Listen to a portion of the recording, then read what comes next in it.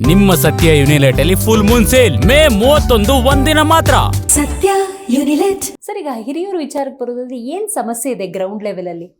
ಈ ಸಮಸ್ಯೆಗಳು ಈಗ ಹೇಳಿದ್ನಲ್ಲ ಮೇಡಮ್, ಈಗ ಹೇಳಿದ್ನಲ್ಲ, ಕೆರೆಗೆ ನೀರು ತುಂಬಿಸೋಂಥ ಕೆಲಸ, ಕೆಲವು ದಾರಿಗಳು ಸರಿ ಇಲ್ಲ, ರೋಡ್ ಸರಿ ಇಲ್ಲ. ಈಗ ಆಸ್ಪತ್ರೆ ತಗೊಂಡೋಗಿ ಒಂದು 6 ಕಿಲೋಮೀಟರ್ ದೂರದಲ್ಲಿ ಕಟ್ಟಿಬಿಟ್ರು. ಅಲ್ಲಿ ಹೋಗೋದಂಗೆ ಅಲ್ವಾ? ತಾಲೂಕ್ ಆಫೀಸ್ ತಗೊಂಡೋಗಿ 5 ಕಿಲೋಮೀಟರ್ ದೂರ ಐತೆ ಟೌನ್ ಬಿಟ್ಟು. ಈಗ ಇನ್ನೂ ಓಪನ್ ಆಗಿಲ್ಲ. ಈಗ ಅಲ್ಲಿಗೆ ಹೋಗ್ಬೇಕು ಅಂದ್ರೆ ಇಲ್ಲೇ ರೈತರು ಯಾವುದೇ ಒಂದು ಕೆಲ್ಸಕ್ಕೆ ಒಂದು ಪಾಣಿ ಬೇಕು ಅಂದ್ರು ತಾಲೂಕ್ ಆಫೀಸ್ಗೆ ಹೋಗ್ಬೇಕಾ?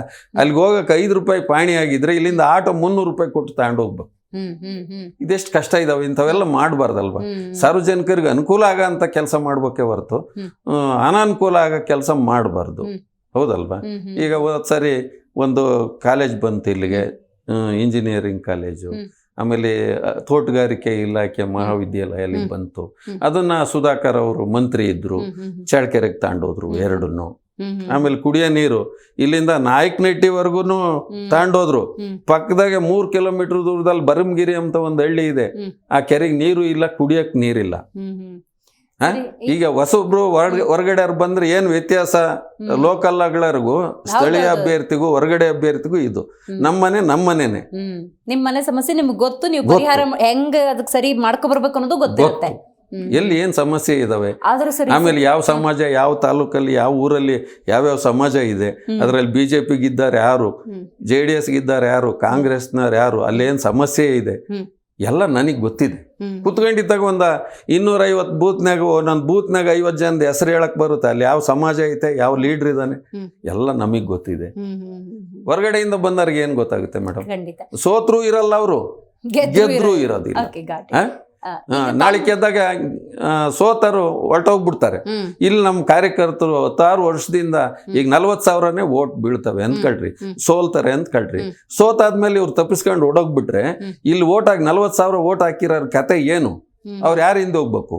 ನೀವು ಈ ಸತಿ ಚುನಾವಣೆಯಲ್ಲಿ ಸ್ಪರ್ಧೆ ಮಾಡಿದ್ರು ಕೂಡ ಕೇವಲ ಕಾಂಗ್ರೆಸ್ ವಿರುದ್ಧ ಅಲ್ಲ, ಕಾಂಗ್ರೆಸ್ನ ಪ್ರಬಲ ಅಭ್ಯರ್ಥಿ ವಿರುದ್ಧ. ಕಾಂಗ್ರೆಸ್ ಯೋಜನೆಗಳು ನೋಡಿ, ಗ್ಯಾರಂಟಿಗಳ ವಿಷಯದಲ್ಲಿ ಜನ ಈಗಾಗಲೇ ಕಾಂಗ್ರೆಸ್ ಜೊತೆಗಿದ್ದಾರೆ. ಅದ್ರ ವಿರುದ್ಧ ಕೂಡ ನೀವು ಹೋರಾಟ ಮಾಡೋದು ಚುನಾವಣೆ. ಹೌದು. ಅದೇ ತರನ ಕುಮಾರಣ್ಣನು ಕೂಡ ರೈತರಿಗೆ ಸಹಾಯ ಮಾಡಿರೋದಿದೆಯಲ್ಲ, 25,000 ಕೋಟಿ ಅಷ್ಟು ಸಾಲ ಮನ್ನಾ ಮಾಡಿದ್ದಾರೆ, ಬೈಸ್ಕಲ್ ಕೊಡಿಸಿದ್ದಾರೆ, ಗೃಹಲಕ್ಷ್ಮಿ ಕೊಡಿಸಿದ್ದಾರೆ, ಗ್ರಾಮ ವಾಸ್ತವ್ಯ ಮಾಡಿದ್ದಾರೆ. ಕುಮಾರಣ್ಣ ಮಾತೃ ಹೃದಯ. ಈ ಅಂಗವಕೀಲರು ಯಾರು ಹೋದ್ರು ಅವ್ರು ಅಲ್ಲಿದ್ರು ಪೊಲೀಸ್ನವ್ರಿಗೆ ಹೇಳಿ ಅವ್ರನ್ನ ಕರೆಸಿ ಅವ್ರಿಗೇನ್ ಕಷ್ಟ ಸುಖ ಕೇಳಿ ಕಳಿಸ್ತಾರೆ. ಇವತ್ತು ಕೂಡ ಅವ್ರ ಮನೆ ಬಾಗ್ಲಿಗೆ 100 ಜನ ಅಲ್ಲ, 1000 ಜನ ಹೋಗ್ತಾರೆ ಸಹಾಯ ಕೇಳ್ಕೊಂಡು. ಅವ್ರ ಕೈಲಾಗ ಸಹಾಯ ಎಲ್ಲ ಮಾಡ್ತಾನೆ ಅಪ್ಪ, ಅಲ್ವಾ?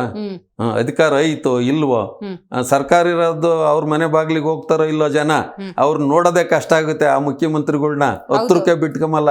ಇವರೊಬ್ರು ಪ್ರಧಾನ ಮಂತ್ರಿ ಮಗ ಆಗಿ ಮುಖ್ಯಮಂತ್ರಿ 2 ಬಾರಿ ಆಗಿ 10 ಹೋಗಿ ಮ್ಯಾಲ್ ಬಿದ್ರು ಬೀಳಿಸ್ಕೊಂತಾರೆ.